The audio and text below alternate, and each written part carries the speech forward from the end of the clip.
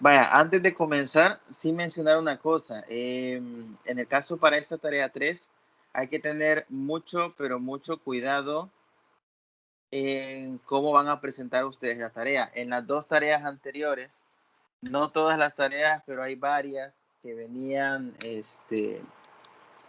con, no voy a decir copia y pega, porque se hicieron a mano prácticamente, pero sí venían con soluciones exactamente idénticas a las soluciones propuestas por el coordinador de ciclos anteriores.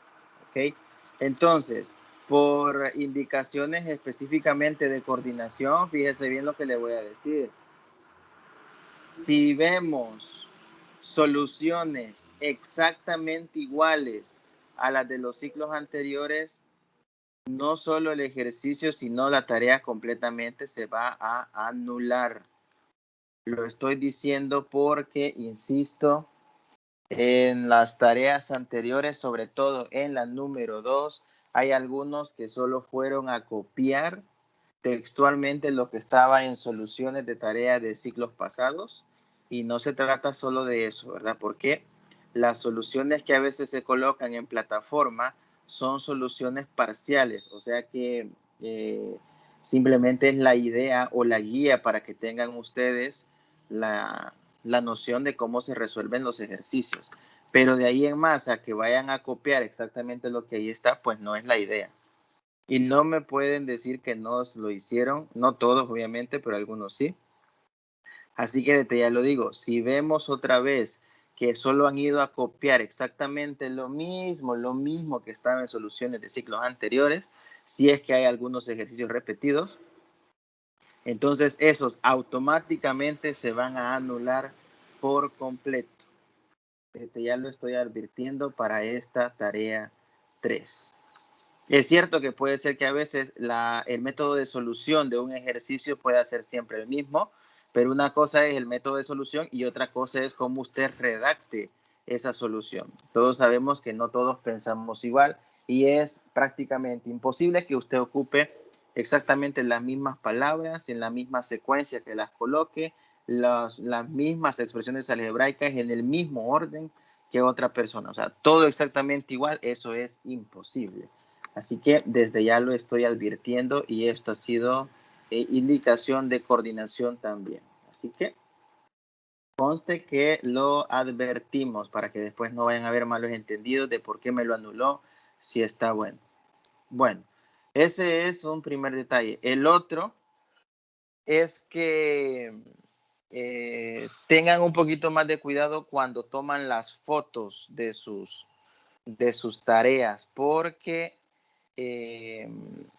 me han sucedido dos casos. Uno es que lo hacen con un lápiz que se ve muy poco y quizás toman la foto con flash y el flash hace que se mire todavía menos el lápiz. Total que termino revisando una tarea donde casi no se distingue lo que está en lápiz. Y eso lo que va a provocar es que, bueno, si no se puede ver qué es lo que han puesto, no puede saber si está bueno o está malo, así que automáticamente por defecto se pone malo.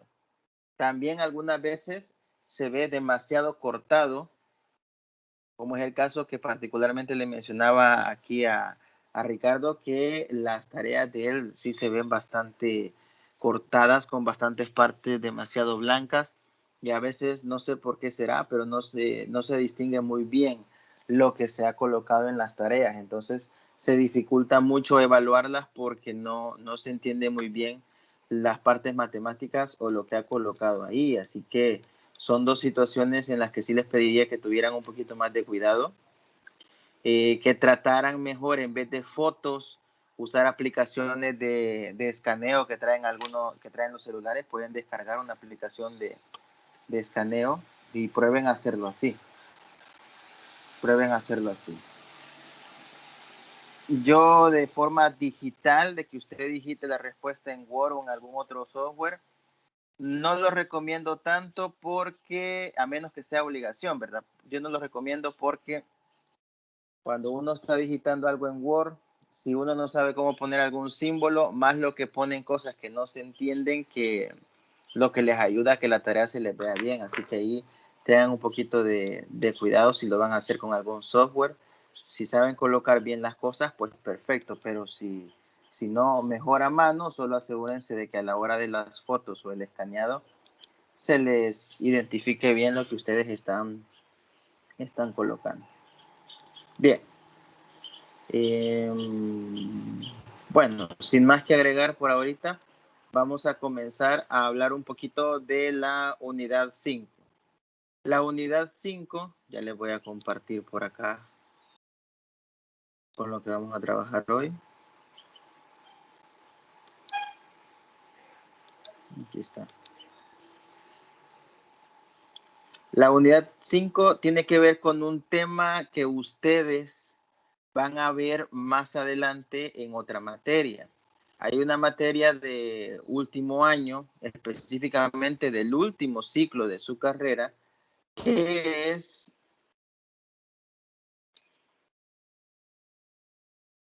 o que se llama topología.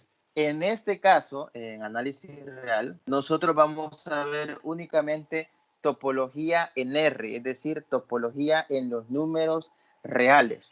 Pero en esa materia que les comento, ustedes van a ver topología en el sentido más general, ya no solo en los números reales, sino extendiéndose a otro tipo de espacios. Así que lo que nos interesa hoy a nosotros es esta parte de topología en R.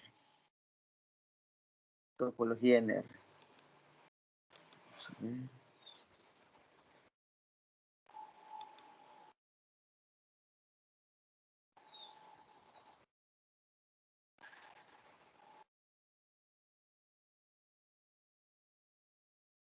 Bueno. Bien. ¿En qué consiste esta parte de la topología en R? Bueno, la topología en los números reales consiste simple y sencillamente en analizar algunas propiedades topológicas de los conjuntos de los números reales, diferentes tipos de conjuntos en los números reales y ver qué tipo de propiedades dichos conjuntos van a cumplir. Vamos a comenzar con dos conceptos que más o menos uno tiene, tal vez no definidos 100%, pero que sí uno los tiene más o menos entendibles, ¿no? Más o menos entendibles, que son conceptos que uno en cierto modo ya los ha visto en algún momento de nuestras vidas como estudiantes. Y son los conceptos, por ejemplo, de conjuntos abiertos y conjuntos cerrados. Creo que todos en algún momento ya hemos trabajado con lo que nosotros conocemos como conjunto abierto y conjunto cerrado.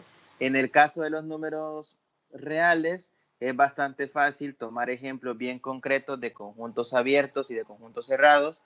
Solo son los intervalos abiertos y los intervalos cerrados. Pero lo que muchas veces uno no se pone a pensar es por qué a los intervalos abiertos se les considera como conjuntos abiertos, por qué a los intervalos cerrados se les considera como conjuntos cerrados. Esa definición de por qué un conjunto abierto es así y por qué un conjunto cerrado es realmente cerrado es lo que nosotros vamos a tratar de empezar a identificar ahora.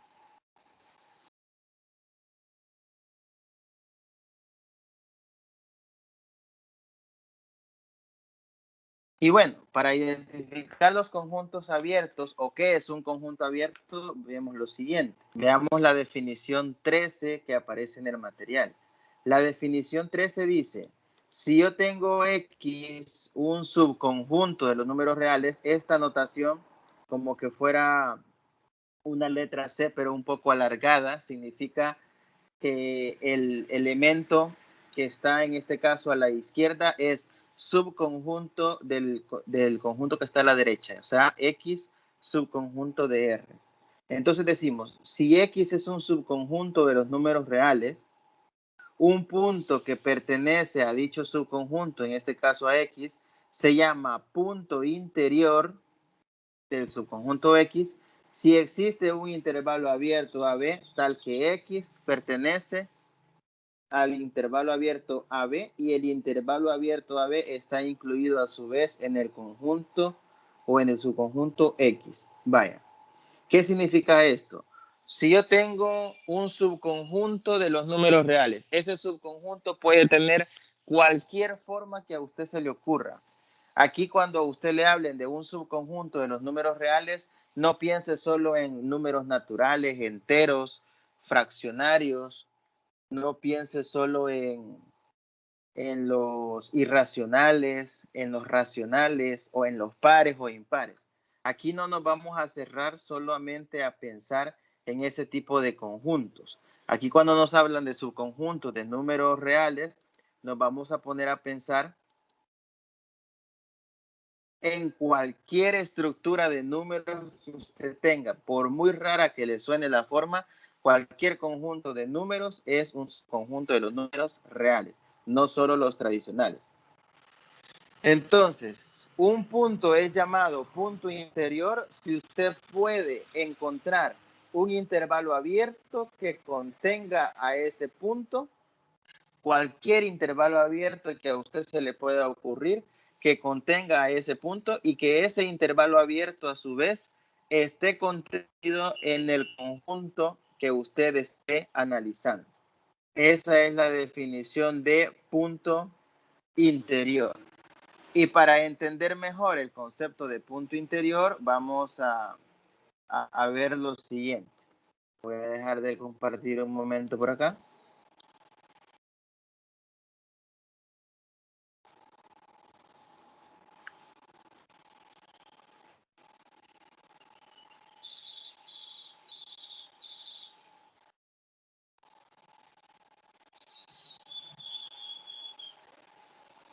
Y vamos a compartir otra cosa ahorita.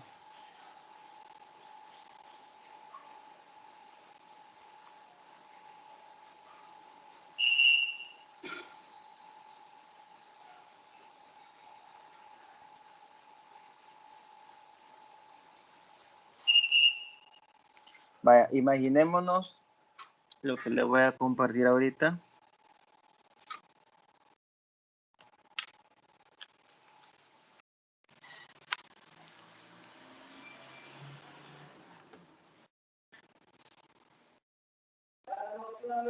Ay, Ricardo, que siempre se desconecta.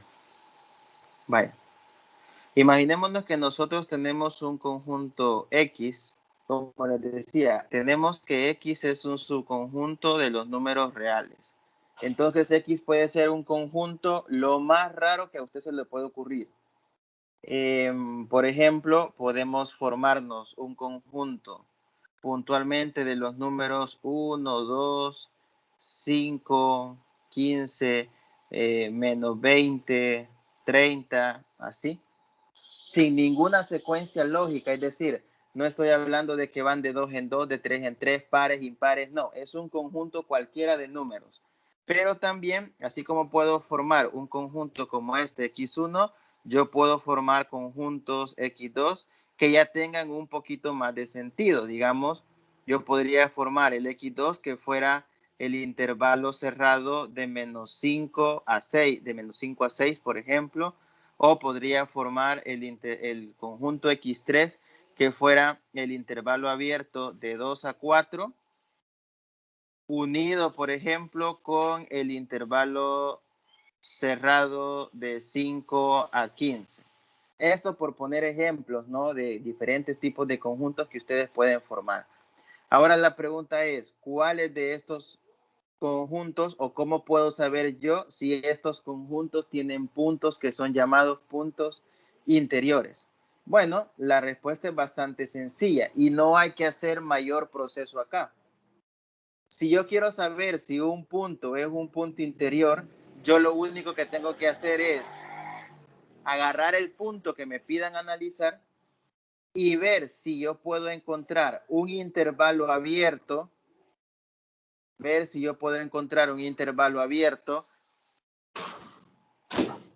que contenga a dicho punto y que ese intervalo abierto esté completamente contenido en el conjunto, en el conjunto X.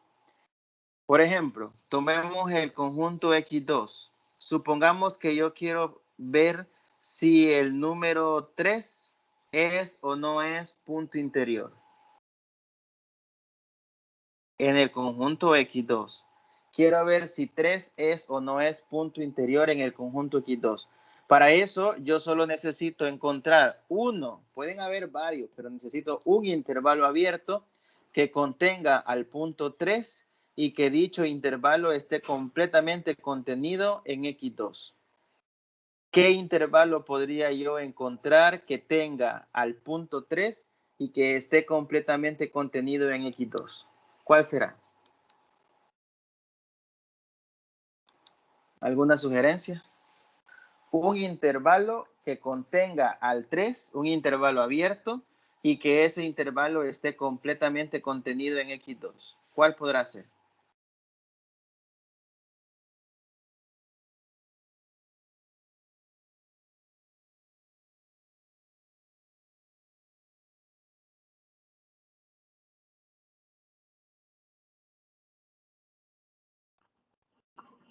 O sea, se puede ir formando varios intervalos ahí, ¿verdad?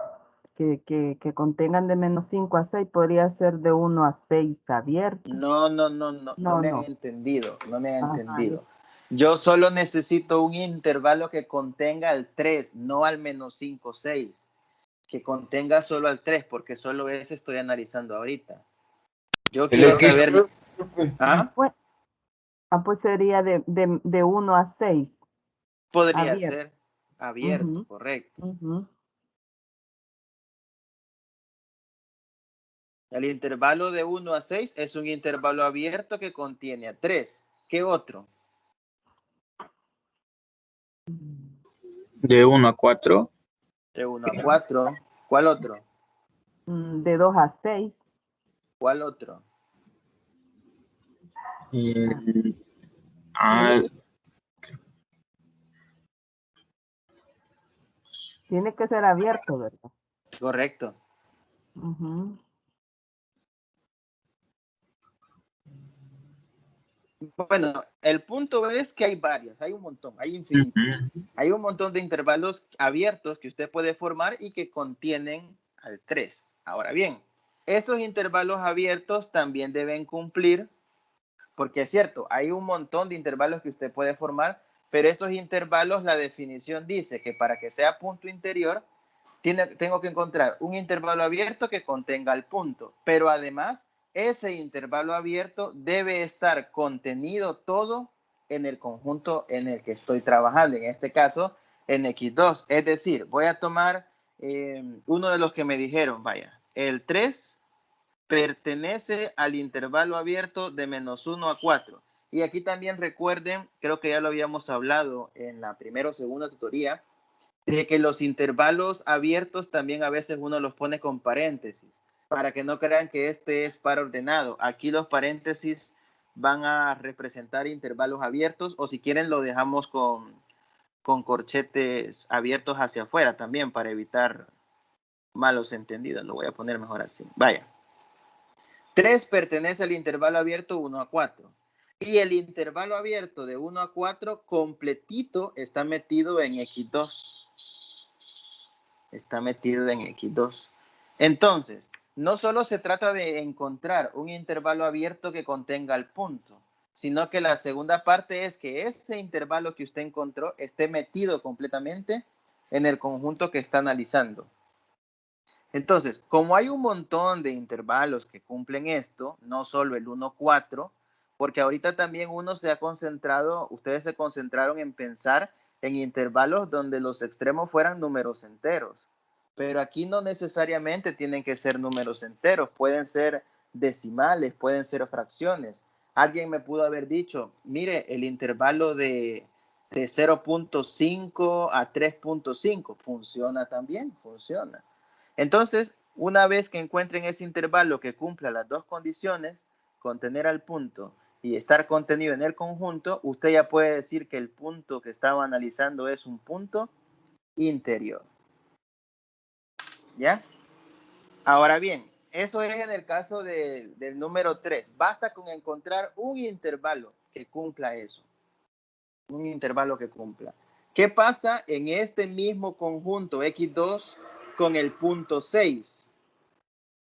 ¿Qué pasa con el número 6? X2 es un intervalo cerrado. ¿Qué pasa con el número 6? ¿Puedo yo encontrar un intervalo abierto que contenga al 6? Sí. Hay un montón de intervalos abiertos que contienen al 6, pero cualquier intervalo abierto que usted forme que contenga al 6 estará contenido completamente dentro de X2, ¿sí o no?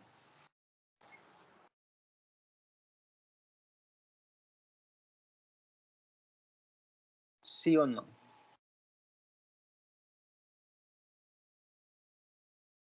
Ajá.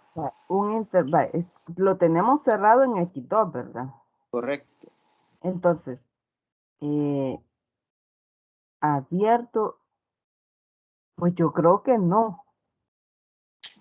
O sea, la cuestión aquí es que podemos encontrar primero, pensemos, podemos encontrar primero un intervalo abierto que contenga el 6, sí, Sí.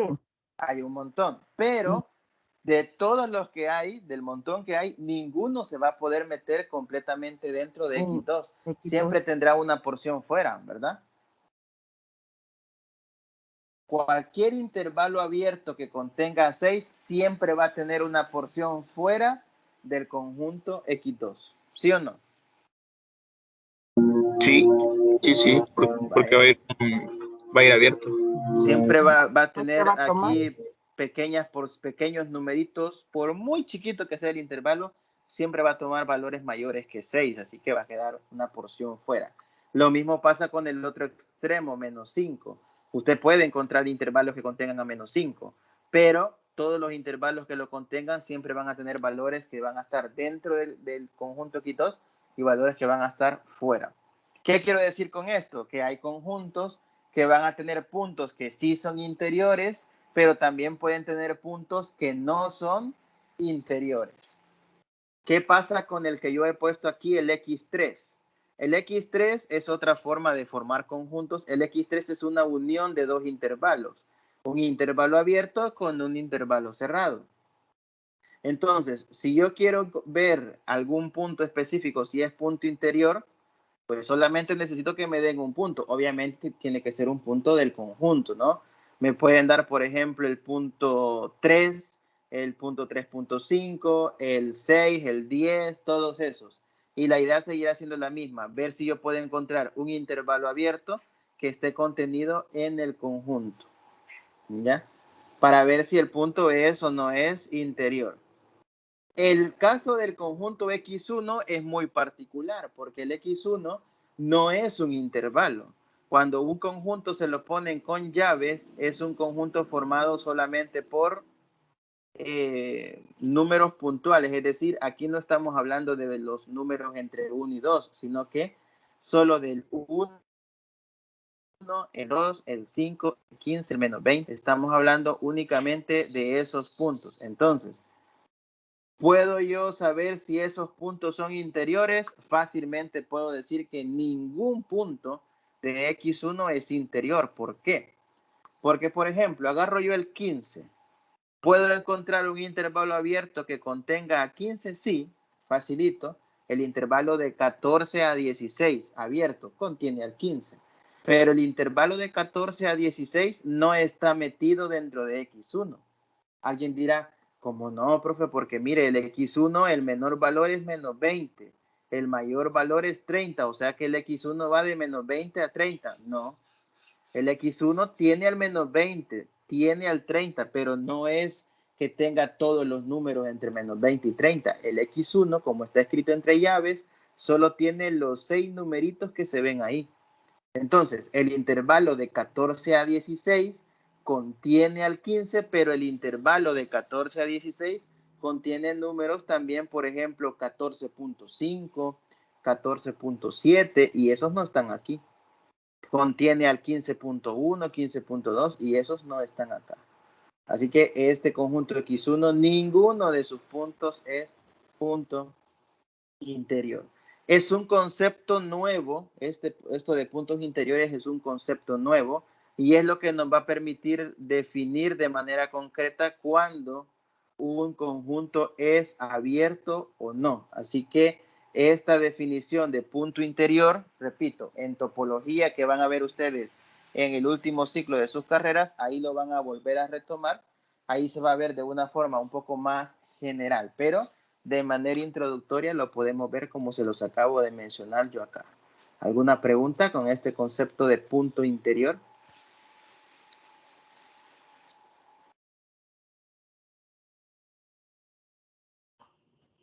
No, de mi parte no. Vaya. ¿De qué me sirve saber que un punto es punto interior? Sirve para lo siguiente.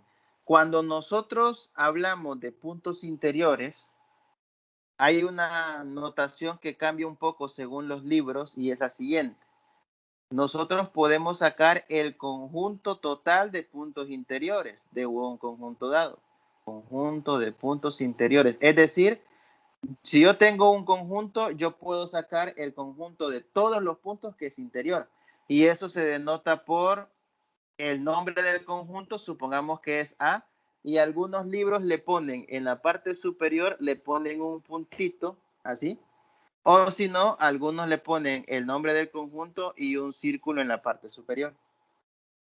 Eso a veces es cuestión del libro, es cuestión del autor o de cómo uno esté más acostumbrado, pero las dos formas son tradicionales. Eso se conoce como conjunto de puntos interiores de un conjunto A. El conjunto con un puntito o un círculo en la parte superior. Entonces, para que tengamos un ejemplo, el conjunto de puntos interiores de X2, el conjunto de puntos interiores del conjunto X2 que tengo aquí como ejemplo, sería el mismo intervalo de menos 5 a 6, pero abierto. ¿Por qué? Porque, como ya mencioné, los únicos puntos que dan problema para poder saber que son interiores son los extremos del intervalo. El menos 5, porque cualquier abierto que lo contenga tiene partes fuera del intervalo, y el 6, porque cualquier abierto que lo contenga tiene partes también fuera del intervalo. Entonces, si yo me pongo a sacar todos los puntos que son interiores, serían de menos 5 a 6. Si yo dijera también el conjunto de puntos interiores de X1, el que está aquí arriba, este. Ya dije que como X1 es un conjunto formado por elementos que van de uno en uno de forma puntual, ningún punto de X1 es un punto interior. Bueno, y entonces eso ¿cómo lo escribo? Si ningún punto es punto interior, el conjunto de puntos interiores es vacío. Y ahí tendríamos ya dos pequeños ejemplos de conjuntos de puntos interiores. ¿Para qué me sirve saber esto de los conjuntos de puntos interiores? Sirve porque un conjunto abierto matemáticamente hablando, topológicamente hablando, se define como un conjunto donde todos, pero absolutamente todos sus puntos son interiores. Si usted tiene un conjunto donde todos sus puntos son interiores, ese es un conjunto llamado conjunto abierto. Nosotros tenemos la noción, ¿verdad?, de que en los números reales, los intervalos abiertos, pues son obviamente conjuntos abiertos, solo que nunca nos habían dado la explicación del por qué. Y los intervalos cerrados, sabemos que son conjuntos cerrados, solo que matemáticamente nunca nos habían dado la explicación también del por qué. ¿Por qué se le llama abierto? Porque es cerrado. Esta es una de las primeras vistas a esa justificación. Los abiertos son aquellos donde todos sus puntos son interiores y en un conjunto o en un intervalo abierto se cumple esta condición. Y los cerrados, ya vamos a hablar un poquito de los conjuntos cerrados, por qué se les llama así, y tienen una relación algo parecida a esta. Bueno, veamos lo siguiente. Aquí en topología van a ir apareciendo una serie de, ¿cómo lo dijera? De conceptos que van a ser relativamente nuevos para ustedes. Vaya, en el ejemplo 68 del material de la unidad 5, nos preguntan cuál es el interior. Aquí le ponen como int de Q. Esto vendría siendo lo mismo que decir Q con el círculo superior, es decir, el conjunto de puntos interiores de Q. El conjunto de puntos interiores de Q. Y lo justifican desde la perspectiva de que los conjuntos Q son numerables. Primero hay que entender el concepto de numerable. ¿Qué entienden ustedes o qué entenderían ustedes si les dicen que un conjunto es numerable? ¿Qué se les viene a la mente a ustedes cuando les hablan del concepto de numerable? ¿Alguna idea?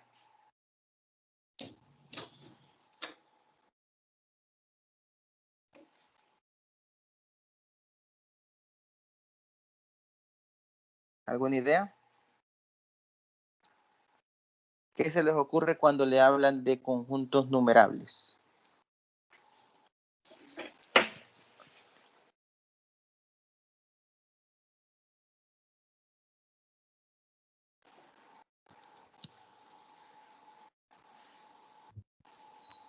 A mí lo que me viene así es como cuando, o sea, como que tiene como finito, pues, o sea, que usted puede nombrar aquello.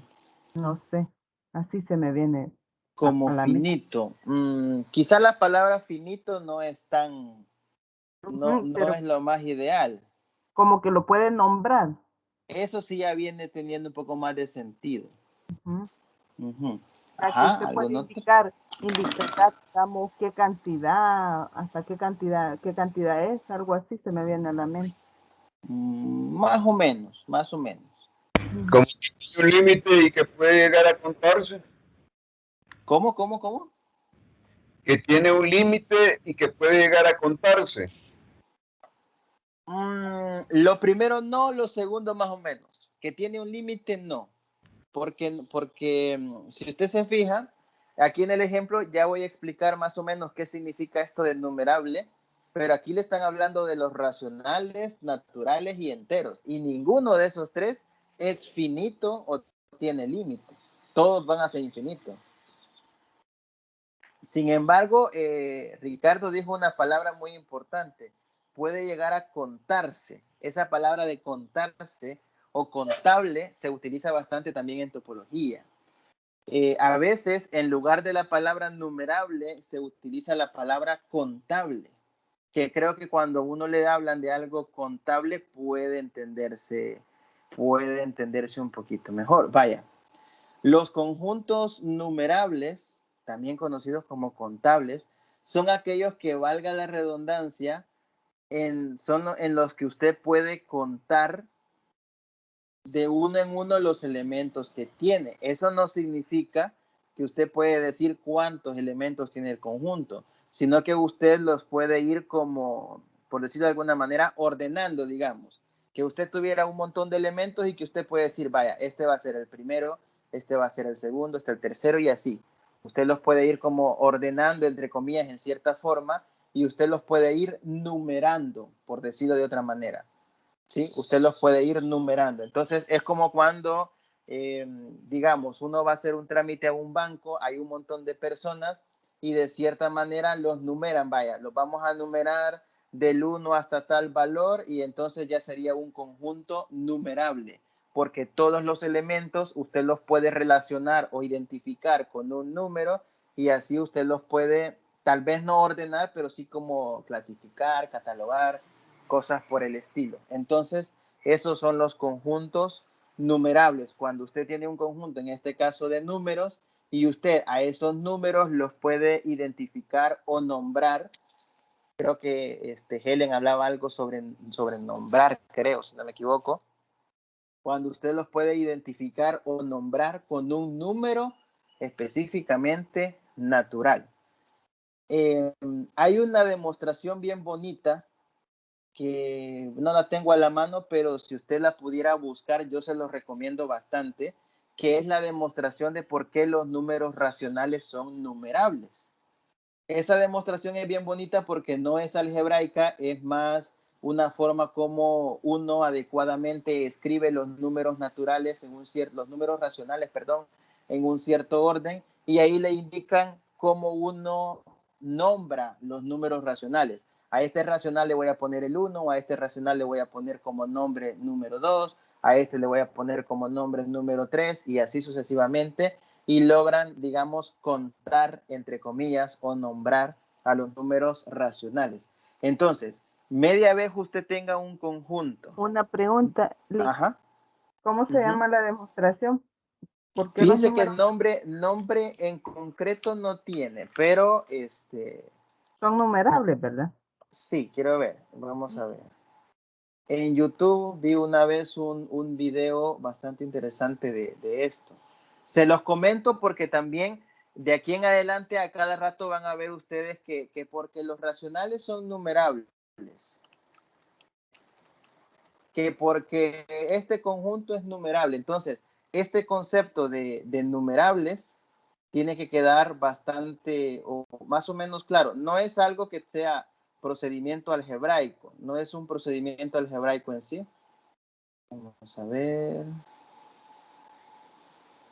Pero es un concepto que debe quedar bastante claro.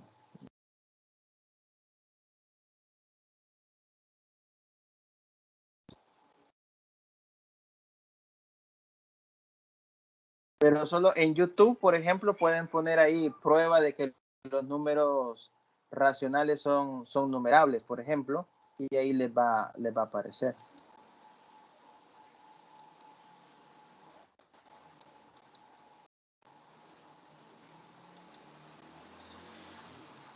Bueno, lo estaba intentando hallar, pero no encontré la que yo quería mostrar. Pero la forma, por ejemplo, para probar que los números racionales son numerables es escribir en cierta forma muy peculiar los números racionales.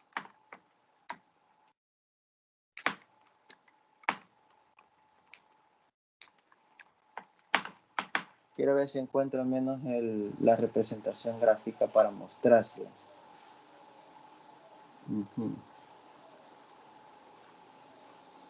Aquí está. Quiero ver.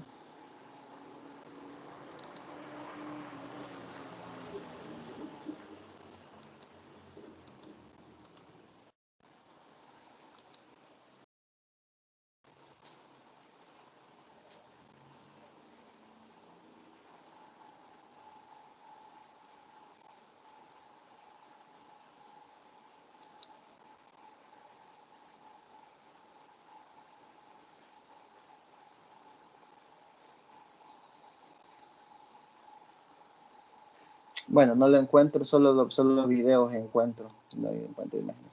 Pero vaya, los invito a que la busquen, que la busquen.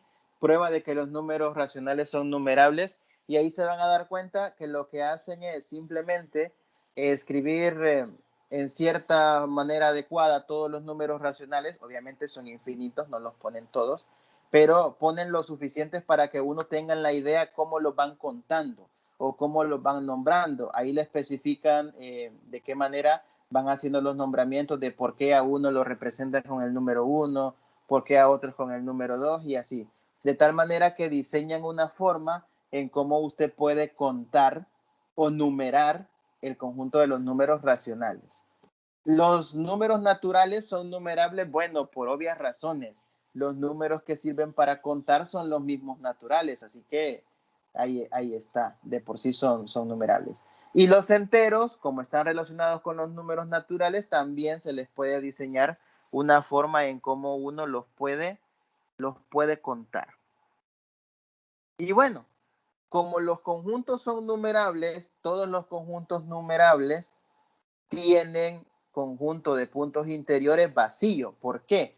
Porque los conjuntos que son numerables son conjuntos como el X1 que vimos antes.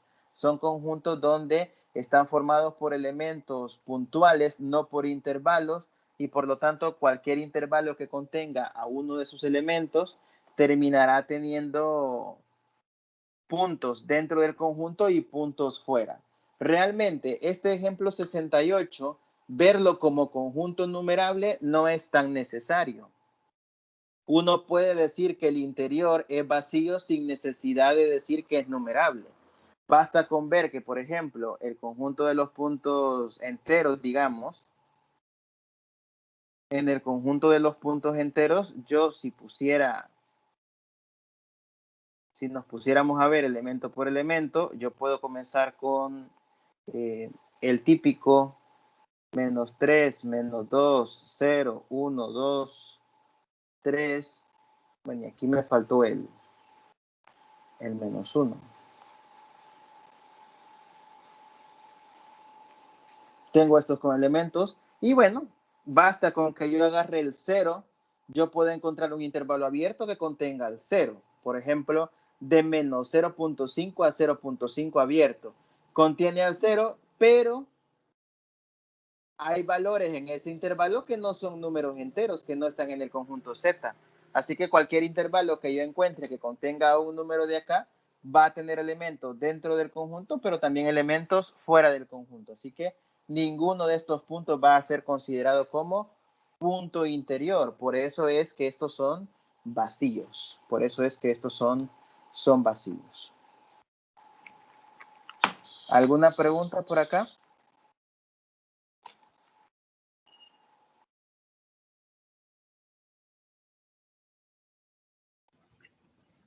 No, no, ahorita no. Todo Ok. claro.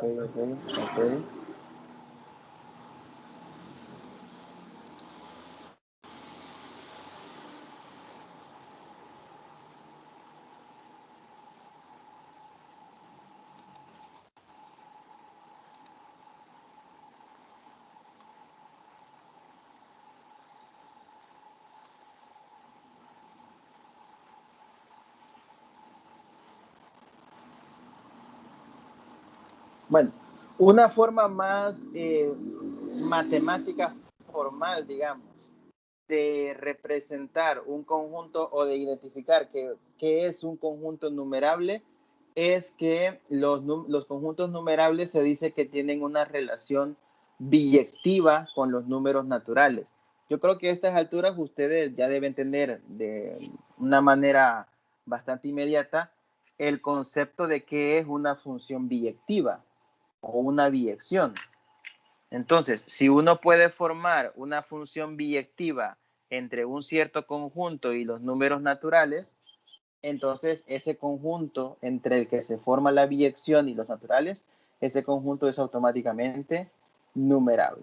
Aquí en el material dan una pequeña justificación de por qué el conjunto de los irracionales, que no se menciona acá, también tiene el conjunto de puntos interiores vacío, ya que todo intervalo abierto contiene números racionales, sin embargo el conjunto Q no es numerable. Y aquí hacen una pequeña justificación. Básicamente es lo que yo les acabo de mencionar, que usted puede formar un intervalo abierto alrededor de un elemento y ese no va a estar completamente contenido en el conjunto. El ejemplo 69, que habla del conjunto 1, 2, 3, 4, 5, menciona que no tiene puntos interiores. Este es parecido al X1 que yo mencioné antes, porque está formado por elementos puntuales y no por intervalos. El ejemplo 70, todo conjunto finito no tiene puntos interiores. Esto de todo conjunto finito no tiene puntos interiores es porque si es un conjunto finito, es un conjunto como el del ejemplo 69, conjunto formado por elementos puntuales, sino por intervalos. Bueno.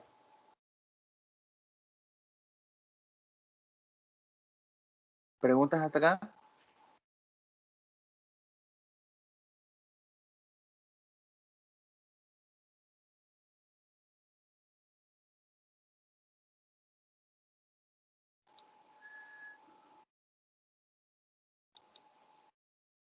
No, de mi parte no.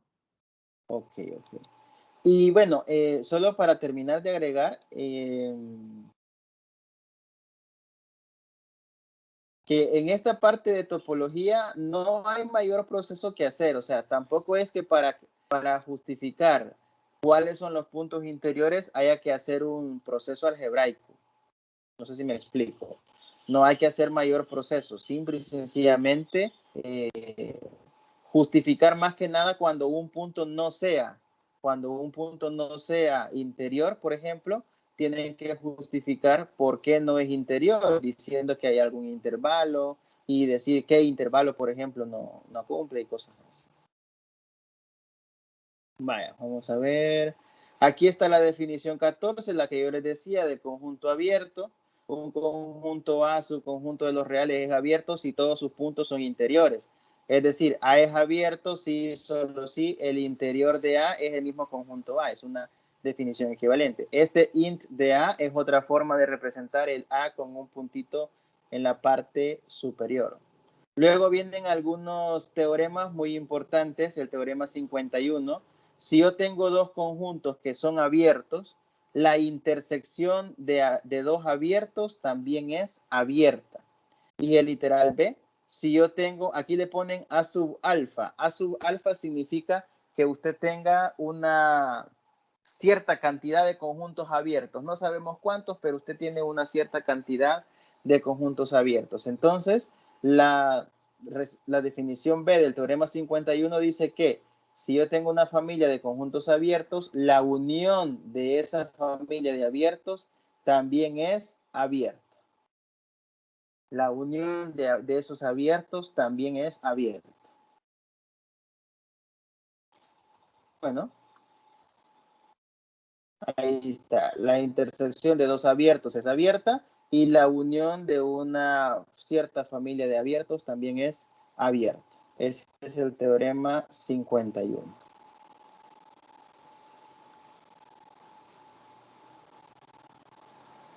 Otros resultados. Todo conjunto X abierto se puede escribir como una unión de intervalos abiertos. El corolario ya se vio antes en el teorema 51, si no mal recuerdo, que ahí menciona que si usted tiene una cierta cantidad de conjuntos abiertos y usted los une, el resultado es un abierto. Lo que dice básicamente es un poco lo contrario, o el recíproco. Si yo tengo un conjunto que es abierto, lo puedo separar como una unión de dos intervalos abiertos. Todo conjunto abierto en los reales, usted lo puede separar como unión de dos intervalos abiertos. Ahí tendrá que ver usted cuáles son esos dos intervalos que al unirlos le forman el intervalo más grande.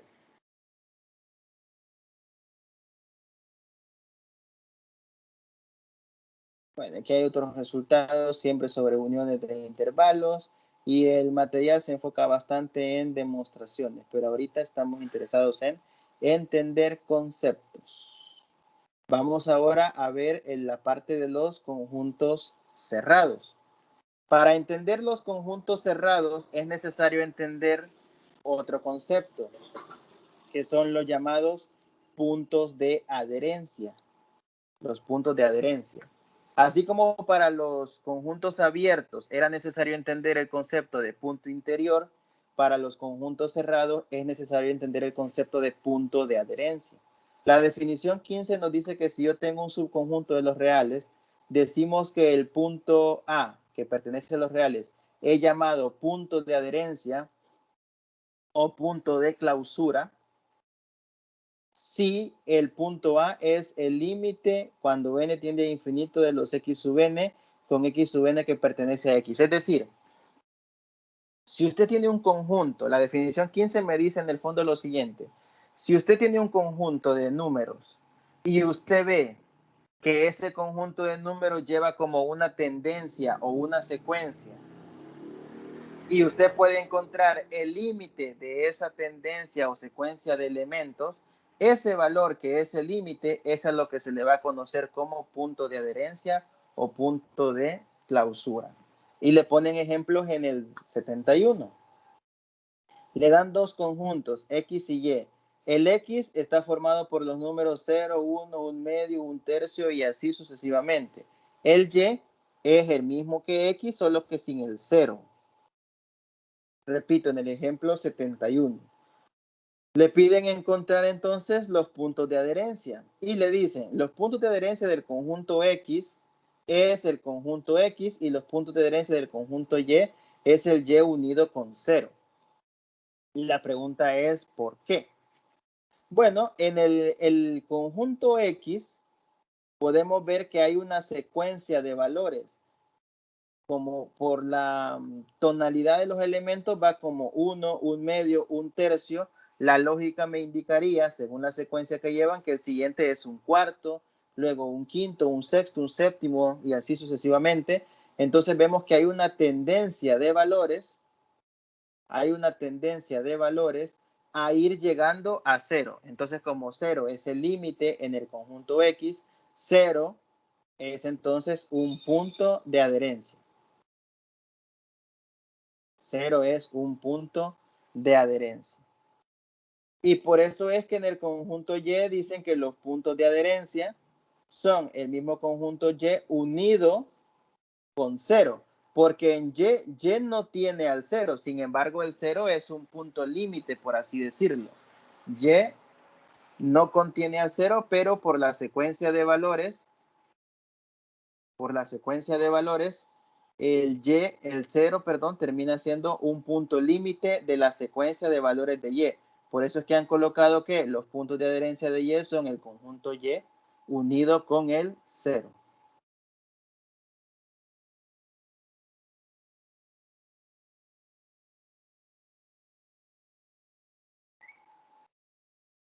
¿Alguna pregunta con ese concepto de punto de adherencia?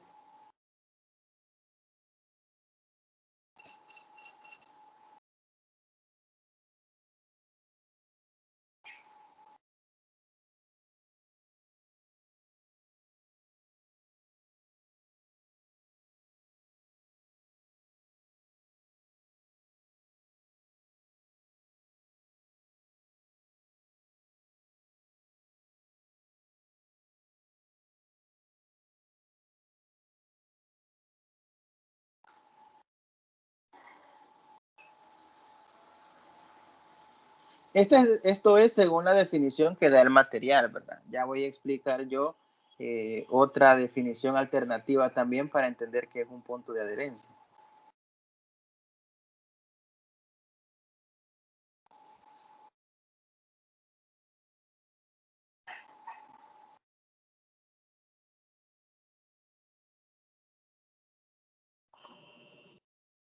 Entonces mejor escuchamos la suya porque yo ahí sí que no entendí. Vaya. La otra versión, y esta que les voy a comentar es la que ustedes van a ver en la materia de topología, más que nada, es, usted tiene el conjunto y para saber si un punto es punto de adherencia, lo que tienen que hacer es tomar cualquier abierto que a usted se le pueda ocurrir que contenga dicho punto. Y lo que tienen que garantizar es, si se recuerdan en los puntos interiores, tenían que garantizar que por lo menos había un intervalo que contenga el punto y que ese intervalo esté completamente contenido en el conjunto. Aquí es garantizar que para el punto usted puede encontrar un intervalo abierto que lo contenga y además que lo contenga, ese intervalo abierto debe tener, óigase bien, intersección distinta de vacío con el conjunto. No es lo mismo estar completamente metido en el conjunto a tener intersección con el conjunto. Tener intersección significa que puede tener elementos dentro y elementos fuera. Esa es la condición para que sea punto de adherencia. Que usted encuentre un intervalo abierto que contenga el punto y que ese intervalo abierto tenga elementos tanto dentro como fuera del conjunto. Esa es la condición para que el punto sea punto de adherencia. Ojo, no necesariamente el punto tiene que ser un punto del conjunto. Pueden haber elementos o puntos que estén fuera del conjunto y que cumplan lo que acabo de decir del intervalo. Vaya, por ejemplo, en el X, en el conjunto X, si yo tomo el 0, cualquier intervalo que contenga el 0 va a tener puntos dentro del conjunto y puntos fuera, ¿sí? Por muy pequeño que sea el intervalo que contenga el 0, ese intervalo va a tener puntos dentro del conjunto X y fuera. Basta con saber que contiene al propio punto 0, así que ya está. Cualquier intervalo que contenga el 1 tiene puntos dentro de X y puntos fuera de X. Y así sucesivamente con todos los demás. Cualquier intervalo que usted forme que contenga al 1/3, 1/2, 1/5, tendrá elementos dentro de este conjunto y elementos fuera de este conjunto. Así que por eso se dice que todo el conjunto X es a la vez el conjunto de puntos de adherencia de X. ¿Qué pasa con el Y? La misma idea.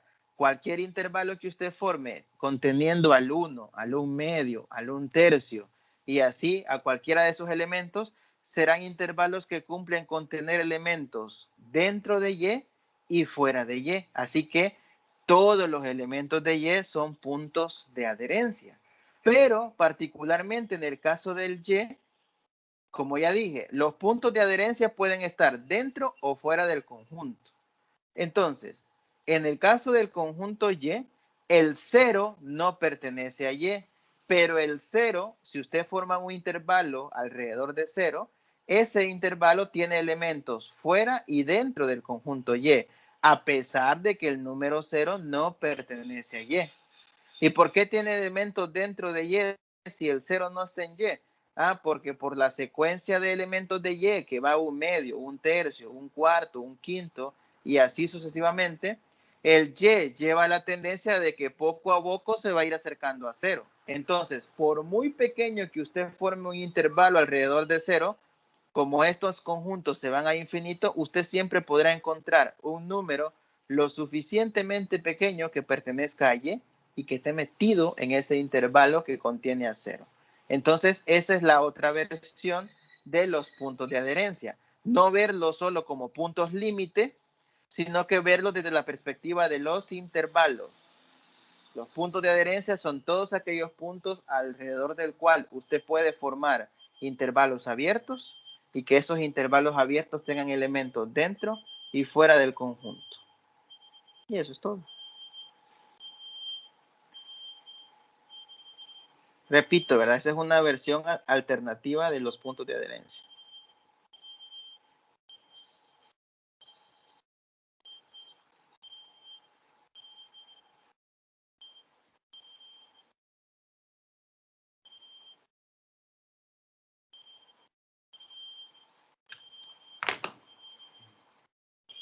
Vaya, vean el ejemplo que ponen aquí al final del 71.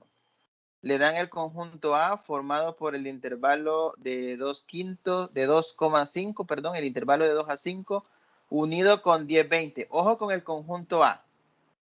El intervalo de 2 a 5, unido con el número 10 y el número 20. El 10 y el 20 se los dan como con llaves, mejor dicho. Entonces, cuando se lo dan con llaves, eso no es un intervalo. Aquí le están diciendo, el conjunto A es el intervalo de 2 a 5, el intervalo de 2 a 5, unido con el número 10 y el número 20. Vamos a hacer...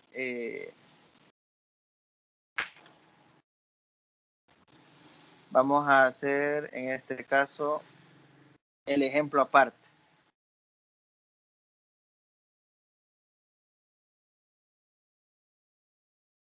El intervalo de 2 a 5 unido con el conjunto formado por los números 10 y 20.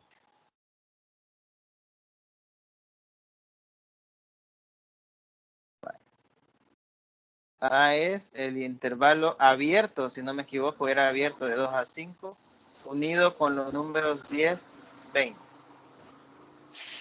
Y vamos a encontrar el conjunto de puntos de adherencia, todos los puntos de adherencia de A.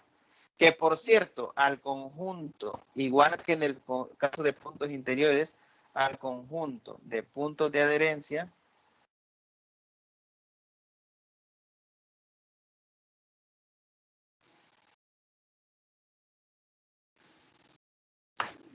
se les conoce matemáticamente o se les representa por el conjunto A con una línea horizontal en la parte superior o como lo han puesto acá en el material, CDA.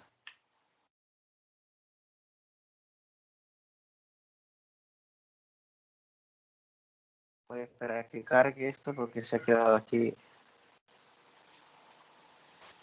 grabado.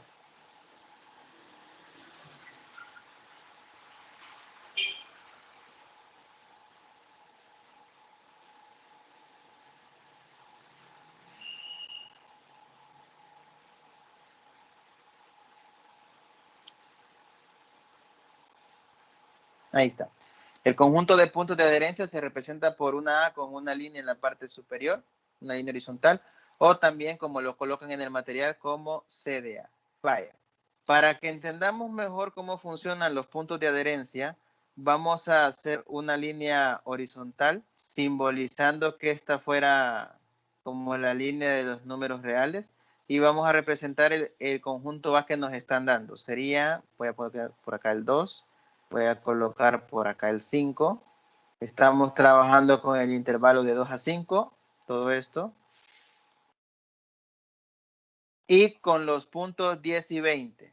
Este no es intervalo, así que voy a poner el 10 por acá y simbólicamente el 20 más adelante. Esto es simbólico nada más. Vaya. El intervalo de 2 a 5 unido con los números 10 y 20. Y yo quiero los puntos de adherencia de ese conjunto. Entonces, para los puntos de adherencia, venimos nosotros y lo que tenemos que hacer es garantizar que cualquier intervalo abierto que contenga a un determinado número, este intervalo abierto tendrá elementos dentro de este conjunto y fuera de ellos. Veamos. Comencemos con el número 10 que está solito ahí. Quiero ver si 10 es punto de adherencia o no. Entonces, si yo voy a formar un intervalo que contenga 10, por muy grande o pequeño que sea, si es un intervalo muy pequeñito, tendrá más o menos esta forma, digamos. Estará por acá.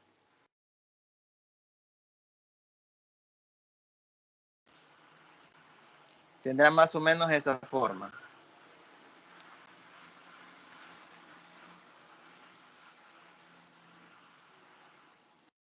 Ahí estará. Pregunta, ese pequeño intervalito, sin saber de dónde a dónde va, solo representado gráficamente, ¿tiene elementos dentro de A y fuera de A, sí o no?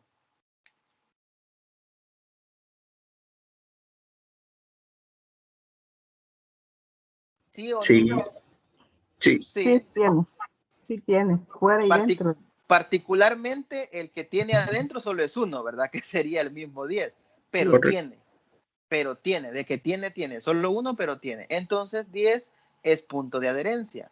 Mire, ¿y qué pasa si yo hago un intervalo más grande? Pues con mucha más razón. Si yo hago un intervalo mucho más grande de lo que yo he dibujado ahí, pues yo bien podría venir y hacer esto. Queremos un intervalo más grande y que contenga 10. Bueno, dependiendo si lo hago más grande para los dos lados o solo para uno, yo puedo hacer este otro. Yo puedo hacer este, ¿sí? Que vaya desde antes de 10 y que pase al 20. Con mucha más razón, ahora tiene dos elementos de A, el 10 y el 20. O lo podemos hacer más grande hacia el otro lado y que corte con la otra región sombreada. El chiste es que cualquier abierto que usted forme va a tener elementos dentro y elementos fuera. Lo mismo va a pasar con el 20 y con el intervalo de 2 a 5 con mucha más razón. Como es un intervalo, si yo tomo un punto entre 2 y 5, por ejemplo, imagínense que tomo el punto 3, para que por aquí esté el 3. Cualquier intervalo que yo forme alrededor de 3, si es un intervalo pequeño, va a quedar metido aquí dentro. Si es un intervalo pequeño, quedará metido dentro del intervalo de 2 a 5. ¿Sí? Tendrá elementos dentro de este conjunto, que no hay ningún problema. Alguien dirá, mire, pero si es el intervalo así pequeñito, va a tener elementos dentro, pero no elementos fuera. No hay problema. Lo que nosotros tenemos que garantizar, como lo dije al inicio, es que tenga intersección no vacía con el conjunto. Intersección no vacía significa que el intervalo que usted forme tenga elementos fuera y elementos dentro, o que esté completamente metido dentro del conjunto, mucho que mejor. Si no está completamente metido en el conjunto, pues basta con que tenga algunos elementos dentro y otros fuera. Así que si aquí tomo el 3 y tomo un intervalo bastante pequeño, pues está contenido completamente en el conjunto, no hay problema, funciona. Y si yo tomo un intervalo un poco más grande, de tal manera que se salga, por ejemplo, puedo tomar uno acá, que se sale del conjunto de 2 a 5, tendrá elementos dentro y elementos fuera, pero siempre cumple. Lo importante es que se intersecte, por decirlo así, con el conjunto en cuestión. Entonces, cualquier conjunto o elemento dentro del 2,5 funciona. ¿Qué pasa con el extremo 2 y el 5? El número 2 también funciona. Es cierto que el conjunto está abierto en 2, pero el número 2 Si usted forma un abierto alrededor de 2, ese abierto tiene elementos dentro y tiene elementos fuera del conjunto. Si usted forma un abierto alrededor de 5, tiene elementos dentro y tiene elementos fuera. Total que cualquier punto que usted agarre aquí de los que tenemos mostrados funciona. Y eso significa que para este caso en particular, el conjunto de puntos de adherencia de A o la clausura de A, como lo queramos llamar, la adherencia de A o la clausura de A, creo que CL le ponen en el material para mantener la misma notación. No, solo C. Pensé que le ponían CL. Sería el intervalo de 2 a 5 porque todos cumplen. Y como todos cumplen, lo dejamos cerrado, unido con el conjunto de 10 a 20. ¿Es necesario dejar proceso? No. Normalmente son cosas que uno analiza mentalmente o en un machote así por aparte. No es necesario dejar justificación. Las justificaciones normalmente se dejan cuando algo no cumple. Por ejemplo, si usted dijera que el número 2 no es punto de adherencia, ahí sí tiene que poner por qué. Cuando no se cumple, pero cuando sí se cumple no hay ningún problema. Así que veamos la diferencia entre el conjunto A y los puntos de adherencia. El A lleva el intervalo de 2 a 5 abierto. El conjunto de puntos de adherencia lleva el intervalo de 2 a 5 cerrado. Conclusión.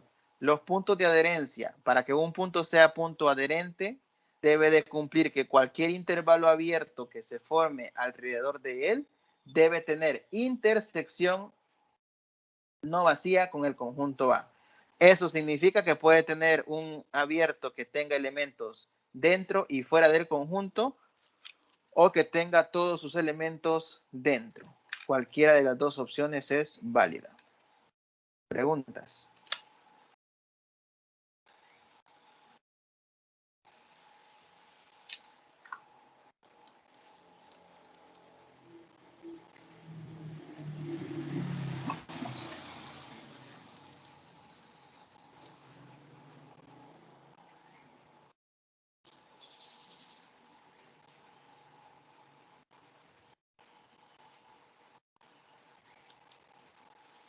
¿Preguntas?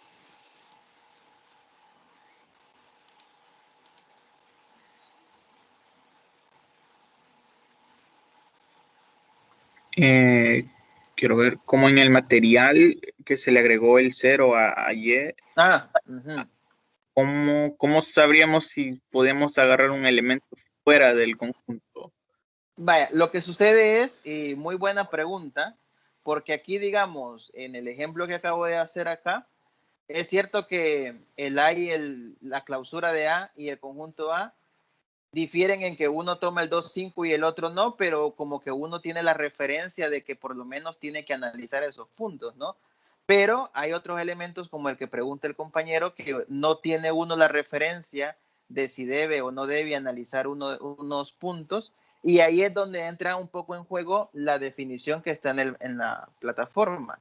Y es que, por ejemplo, el conjunto Y, al que se hace mención en el ejemplo que está en plataforma, dice que es el conjunto formado por los números 1, 1/2, 1/3 y luego ponen puntos suspensivos. Los puntos suspensivos dan la referencia a que, bueno, si va como 1, 1/2, 1/3, yo aquí puedo seguir colocando puntos, ¿no? 1/4, 1/5 y así sucesivamente, 1/6, 1/7, 1/8 y así vamos aumentando. Gráficamente hablando, es como que nosotros tuviéramos, digamos, aquí está el 1, luego lo vamos partiendo 1/2, luego lo seguimos partiendo 1/3, después lo seguimos partiendo 1/4 y bueno, total que a la hora de ir graficando los puntos, voy viendo que me voy acercando y me voy acercando a un valor que es 0. Entonces, ustedes tienen que ver que según como les den a ustedes el conjunto se los pueden dar como intervalos, como valores puntuales, o una mezcla, como el caso del A. Entonces, cuando se lo dan como valores puntuales entre llaves, tienen que ver ustedes si eso lleva una tendencia. Si lleva una tendencia, entonces los límites de esa tendencia o el valor al cual se aproxima es un punto de adherencia. Es un punto de adherencia, porque aquí, por ejemplo, alguien puede decir, mire, pero ahí hay una gran separación entre 0 y 1/4 y yo puedo formar un intervalo que contenga 0 y ese intervalo no va a tener elementos del conjunto. El detalle es que 1/4 sigue, ¿no? 1/5, 1/6, 1/7, 1/8 y sigue infinitamente. Entonces, el 0 no forma parte del conjunto, pero es el límite al cual tienden los elementos del conjunto. Ahí cobra importancia, como les decía, la definición del material. 0 no está en Y, pero es el límite de la tendencia que llevan los puntos.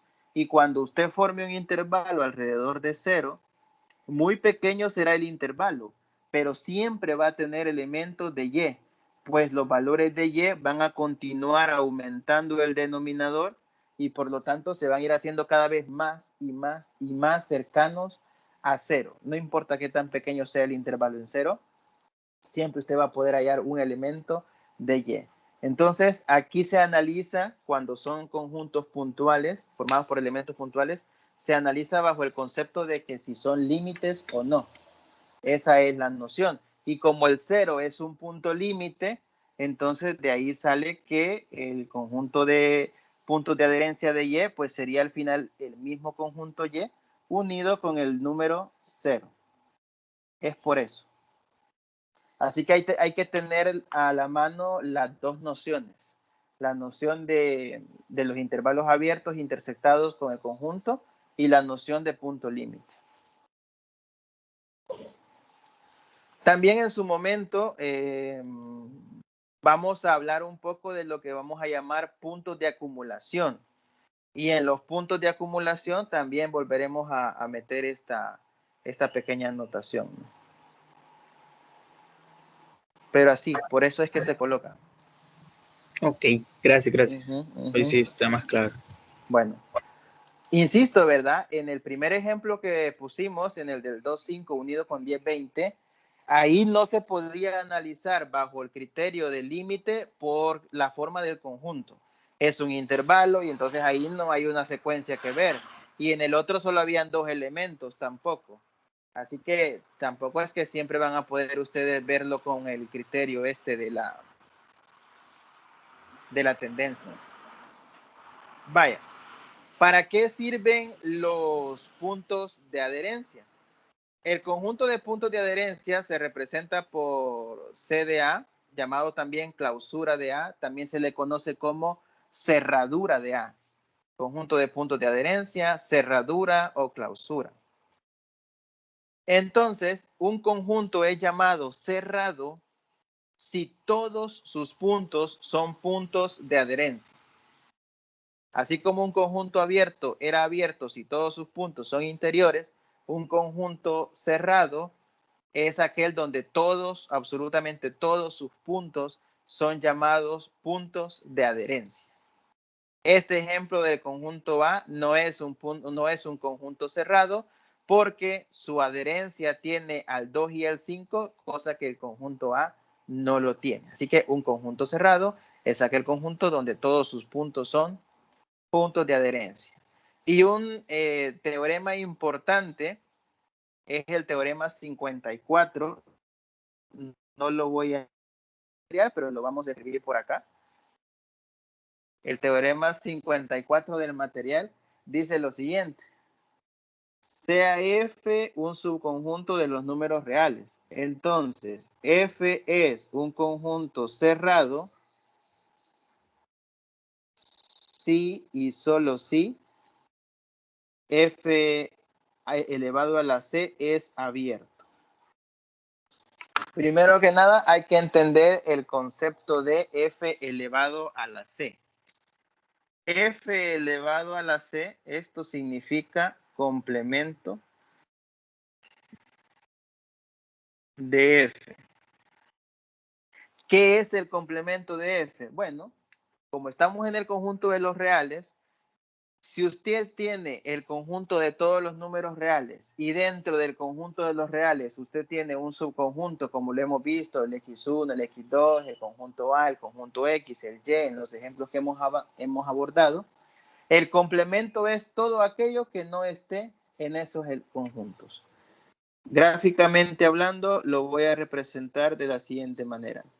Imaginémonos que tenemos acá que este círculo representara todo nuestro conjunto de números reales. Sabemos que no es de esa manera, pero supongamos nada más que este círculo son todos los reales. Y dentro de ese círculo yo creo un cuadradito, digamos, y supongamos que este cuadradito es mi conjunto F. Es una parte de los números reales, ¿no? Es una parte de los números reales. Entonces, ¿quién sería el complemento de F? El complemento de F es todo lo que esté también dentro de R, pero que no sea F. O sea, el complemento de F sería toda la parte blanca que está fuera de F, pero al mismo tiempo dentro de R. Ese es el complemento. Todo lo que no esté en el conjunto F, pero que también sea su conjunto de los números reales. Entonces el teorema 54 lo importante que tiene es que si yo ya sé que un conjunto es abierto, entonces su complemento será cerrado y viceversa. Si yo sé que un conjunto es cerrado, su complemento es abierto. Ejemplo concreto. Para no perdernos tanto, voy a decir que A es el conjunto formado por el intervalo de -2 a 10. Es un intervalo completamente abierto. Por lo tanto, ni siquiera necesito ver lo de los puntos interiores porque sé que es abierto. ¿Quién es el complemento de A? ¿Quién sería el complemento de A? Vamos a ver. Si A es el intervalo de -2 a 10, ¿quién es el complemento de A?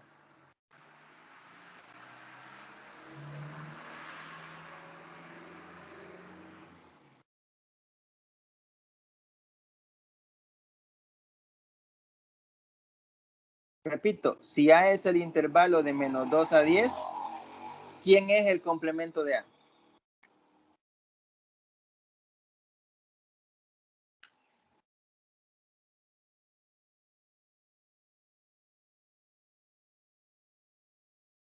Ajá, chicos.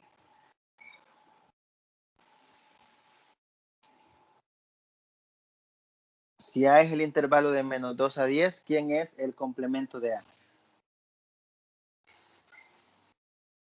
Dicho en otras palabras, todo aquello que no sea A, ¿quién es?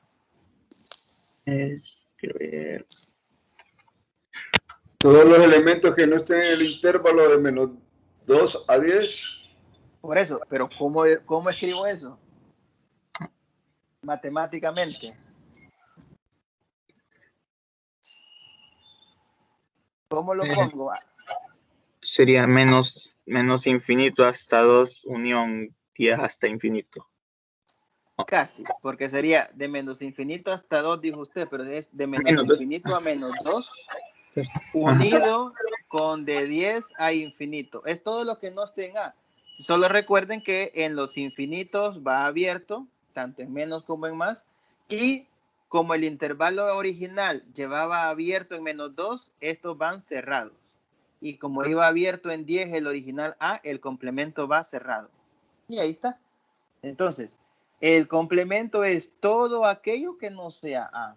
Y por lo tanto, en este caso, el teorema me dice que como A era abierto, el complemento es cerrado. Y ese es un ejemplo sencillo del teorema 54. Ahora bien, digo que es sencillo porque los intervalos se ve, el A original se ve inmediatamente que es cerrado. Si el conjunto A fuera colocado de una manera donde hubiese que analizar los puntos de adherencia y todo eso, pues entonces ya sería un poquito más complicado de ver, ¿no? Pero la idea del teorema 54 es que si usted un conjunto ya sabe que es abierto o cerrado, su complemento, que solamente son todos aquellos que no estén en A, automáticamente será lo contrario. Y el inicial era abierto, el complemento es cerrado y viceversa. Entonces, eso se ahorra el análisis de puntos interiores o puntos de adherencia según sea el caso. Preguntas.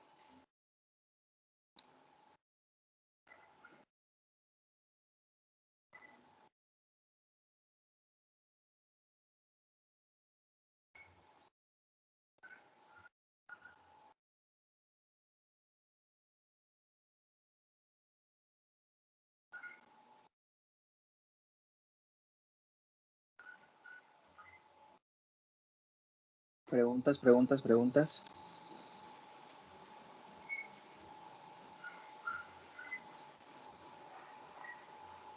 Bueno, veamos algunos ejemplos que también aparecen mencionados en el material. El ejemplo 73 dice que Z es cerrado. Aquí lo podemos ver nosotros de dos maneras, una más fácil que la otra. Si a usted le pidieran en un examen, justifique, porque aquí no son tanto pruebas, es más justificación. O sea, son cosas más habladitas que pruebas así de hacer cálculos.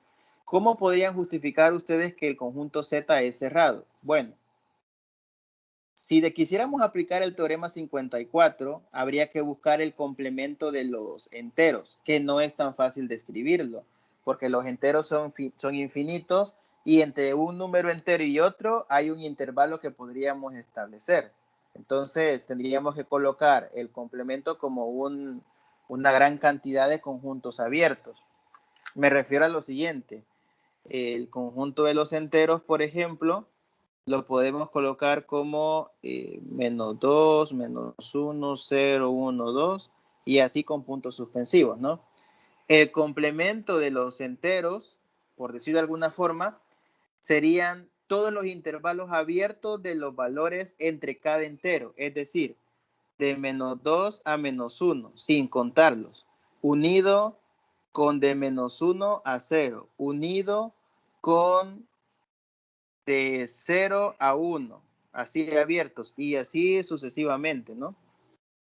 O sea, estoy colocando los intervalos entre cada par de enteros, porque los enteros solo van ellos, ¿no? Los intervalos entre un entero y otro serían los complementos y ya tendría un montón de unión de complementos. Eso sí, estas uniones son uniones de abiertos y como ya mencionamos en un teorema anterior, la unión de abiertos es abierta. Entonces, esa es una forma de justificar que los enteros son cerrados porque su complemento es una unión de abiertos y la unión de abiertos es abierta. Así que ya tendríamos que si el complemento es abierto, Z es abierto. Esta es una opción. La otra opción es nada más ver que son puntos de adherencia, todos. Y esa podría ser un poco más fácil de entender. Ver que para cualquier punto de los números enteros, usted puede formar un intervalo que lo contenga y cualquier intervalo que forme tendrá elementos fuera y dentro del conjunto. Así que todos los números enteros son puntos de adherencia y por lo tanto, como un conjunto es cerrado, si todos sus puntos son de adherencia, ya tendría usted que este conjunto Z es cerrado. Luego el ejemplo 74, todo conjunto finito es cerrado, va en sintonía con lo del 73. Esto debido a que los únicos puntos adherentes son ellos mismos, o sea, todos ellos son puntos de adherencia. El ejemplo 74 es una generalización del 73. Es como cuando antes decíamos que un conjunto de esta forma de elementos puntuales o elementos finitos no tenía puntos interiores. Es la misma idea acá. El ejemplo 75. Aquí no me dan un conjunto en concreto, pero me hablan de una sucesión. O sea, el ejemplo 75 es como que usted agarrara el conjunto A y el conjunto fueran los números 3, 3.1, 3.14 y 3.141 y así sucesivamente, ¿sí? Le están hablando de un conjunto formado por esta sucesión de puntos. No solo son valores puntuales, sino que es una sucesión, llevan una tendencia. Y aunque se van a infinito, como lo dice el argumento acá, esta sucesión tiende a pi, que es 3.1416. esta sucesión tiende a pi. Entonces, por ser un conjunto de números puntuales, cada uno de ellos es un punto de adherencia. Y como tiene límite, el pi es también un punto de adherencia. Entonces, aquí mencionan, al final llegan a la conclusión de que Q no es cerrado ni abierto, haciendo una comparación, porque aquí lo que tendrían es que este conjunto tiende a pi, por lo tanto, la cerradura de este conjunto es el mismo A, pero incluyendo al pi. Aquí lo voy a poner aquí, la cerradura de A sería el mismo A unido con el número pi. Pero como el número pi no es un racional, si esto como dijera, lo expandemos a no solo verlo como el conjunto A, sino como todos los racionales, ya tendríamos nosotros que el conjunto de los racionales no es cerrado, porque tiene un subconjunto cuya sucesión tiende a pi.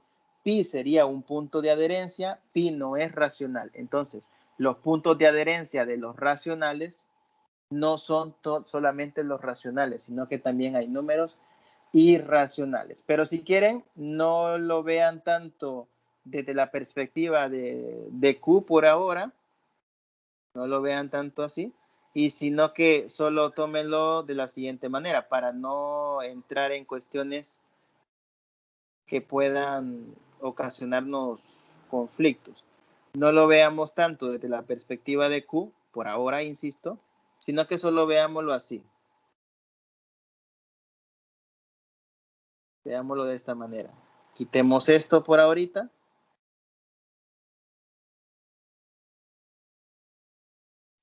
Quitamos esto y nos quedamos con lo demás.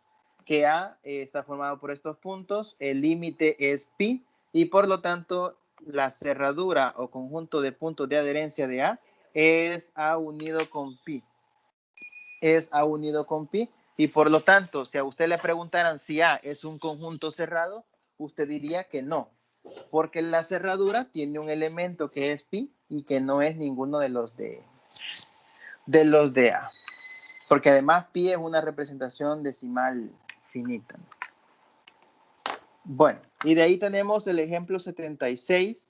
El ejemplo 76 es un conjunto A formado solo por los números 2 más raíz de 2 a la n. O sea, ahí sería de ir variando el n y de ver qué números se forman. 2 más raíz de 2 sobre 1, 2 más raíz de 2 sobre 2, 2 más raíz de 2 sobre 3 y así sucesivamente. El n es un número entero y el resultado de toda esa operación es un número irracional. Y lo que justifican es que, bueno, si la n tiende a infinito, raíz de 2 sobre n es aproximadamente 0 y por lo tanto esos elementos tienden a 2. Tienden a 2 y 2 es un número racional bajo la misma idea del 75. Tienen una sucesión de números irracionales, el límite es un número racional y de ahí terminan concluyendo que pues el conjunto de los irracionales no es cerrado. Entonces, el ejemplo 75 y 76 es como una forma de probar que los racionales y los irracionales no son cerrados.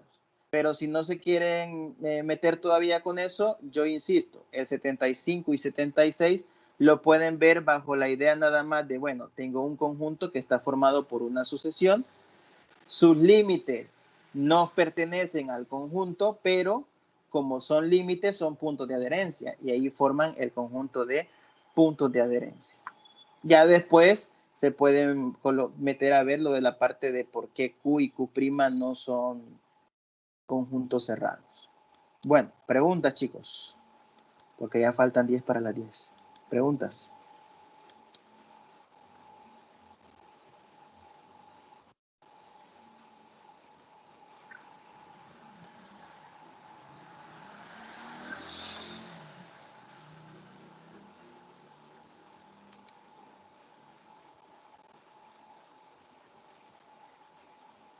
Preguntas.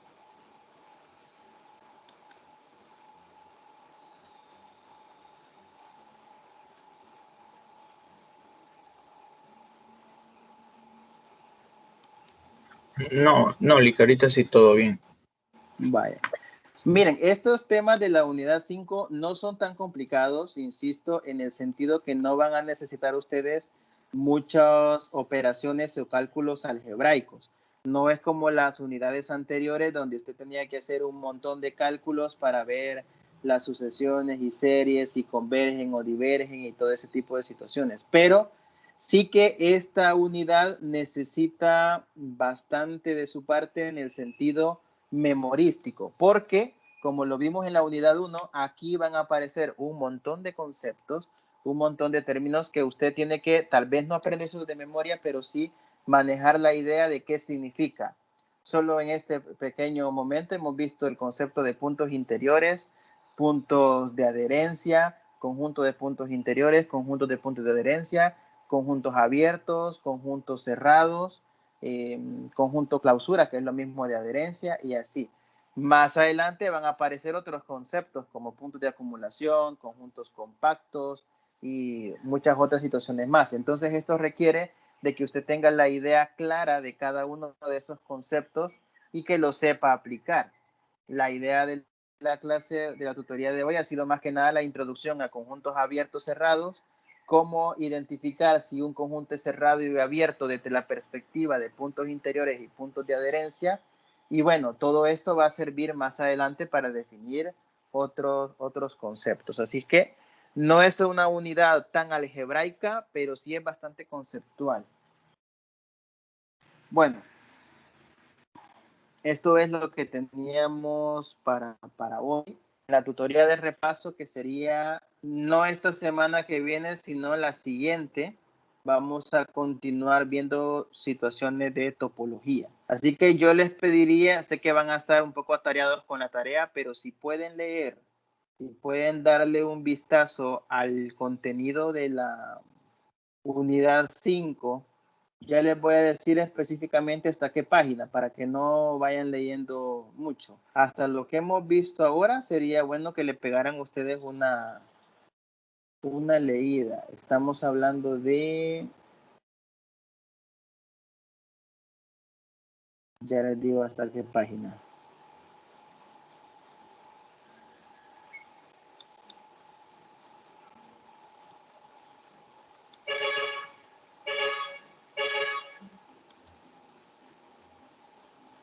Vamos a ver.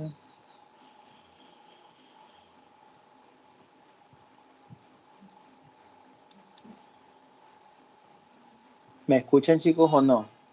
¿Me escuchan, sí o no? Sí, sí, se escucha. Ah, ok. Es que aquí la computadora se me puso lenta por un momento y no me carga las cosas.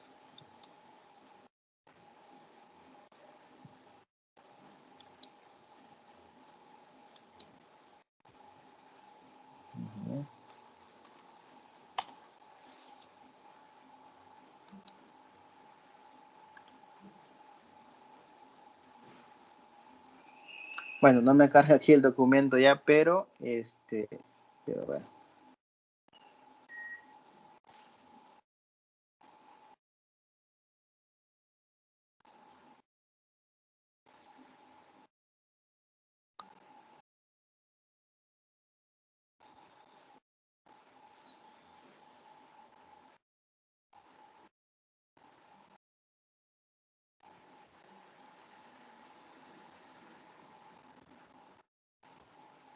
Vaya. En la medida de lo posible, traten de leer